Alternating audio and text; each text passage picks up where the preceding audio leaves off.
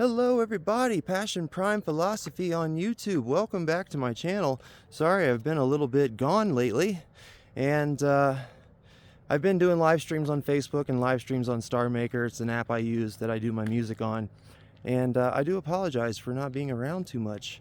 Just know that I'm doing well. I'm doing okay. I've got a great girlfriend right now that I'm really in love with, and she lives like really far away from me though, and I kind of have to save up some money to be able to like actually see this girl, and we've been together about a year now. So I'm really happy with her. I am very, very happy with her. She lives far away, but she's like the perfect partner for me in every way. She really is. There's nothing I would change about her. She's really amazing. And other than that, I'm doing well. I'm just living with a friend here in Salida, Colorado still. And make sure that there's no smudge marks on the camera lens. Sorry about that. And talking to you guys. So, we're still recording. Okay, good. I wanted to tell you some times that I think that I can tell you that proof that God does exist with just the situations I found my own self in.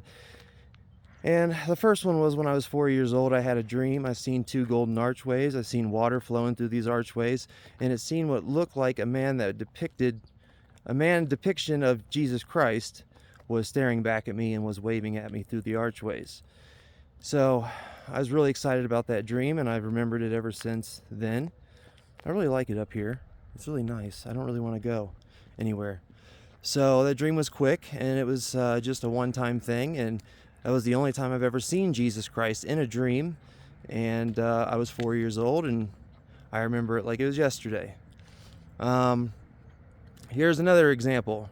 When I was a freshman in high school, I had a biology class, and I knew what the Holy Spirit was, but I didn't really know like what that feeling was. Like, I seen people say they got the Holy Spirit on them and they started freaking out or they couldn't move, and I never really knew what that was. I mean, I had tingles and I had like chicken skin and stuff. I've had that happen to me when like really emotional things would happen, but I never really had the Holy Spirit like totally hit me.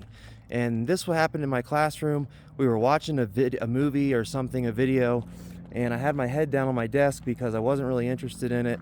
You know, I wasn't really that great of a student when it came to biology and stuff. I didn't like that class, but I would have nowadays, but not then. Now I'm much more interested in learning new things, but wasn't really that much then. Anyway, so I'm sitting there, I had my head on my desk, and all of a sudden what felt like to be the Holy Spirit hit me out of nowhere, and I felt like I was completely vibrating. I felt like my whole body was like, I could not move it for the entire class. It was like 30 minutes this is going on. I couldn't tell nobody. I couldn't move my head. I couldn't move my arms, and it just hit me out of nowhere, and I knew exactly what it was. And it was like, this is the Holy Spirit feeling that people have been telling me about. Like, it has to be. Like, what is this? Because I was completely sober, and there was nothing that could have accounted for this happening to me.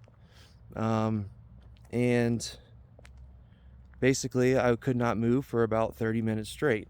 My body was vibrating. I felt really just like tingles all over me, and I knew that there was something supernatural going on. I knew for a fact.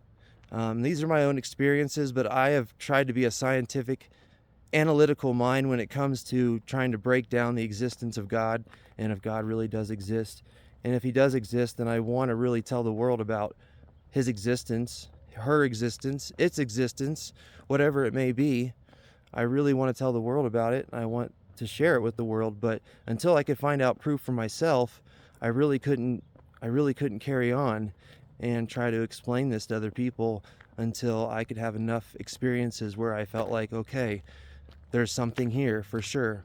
So here, I'm going to move forward. Now, I'm talking about Christian related things right now, and I'm just letting you know as I move forward, there's going to be some other content that I'm going to talk about that maybe you might not find so Christian-like. But I just want to share my experiences, my spiritual experiences with you, so that maybe you can at least go on your own journey and find your own experiences, and just know that this stuff is real. Okay, it's really real. Okay, so that happened, And then I went to church one time, and I went up to the front of the church to pray for forgiveness. And I was basically just going up to the altar and asking for forgiveness and praying that God, praying that God, forgives me and washes me clean and all that stuff, right? Well, I uncontrollably, like, violently started crying my eyes out. And I don't cry hardly at all or ever. And I started crying my eyes out really, really bad. And I could not stop. I was uncontrollably, hysterically crying. And something like that's never happened to me. I don't know why that hit me the way that it did, but it truly did. And I think we got a car coming up here. But that's okay if they come up this way. So I started crying my eyes out. Nope, they turned. And I could not stop. So that was another time that had happened. So basically, I'm not a crier whatsoever, and I just could not stop myself from crying. It was like an uncontrollable cry that I could not stop myself from crying. All right, here's where we get into some of the weirder stuff, okay? Don't ever play with one. I don't recommend that you play with one. I don't recommend that you ever try one. I don't know how they work, but they do work, okay?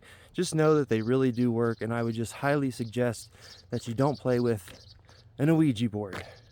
And let me tell you that these things really do work. They don't make them for no reason, and they are not just moved by your friend's hand. Like, they really have some type of supernatural power that seriously can control that thing and actually talks to you. And I've had like full-blown hour-long conversations with spirits, and it really is real, and it's pretty scary, and who knows what kind of shit I put on my own life because I played with that shit.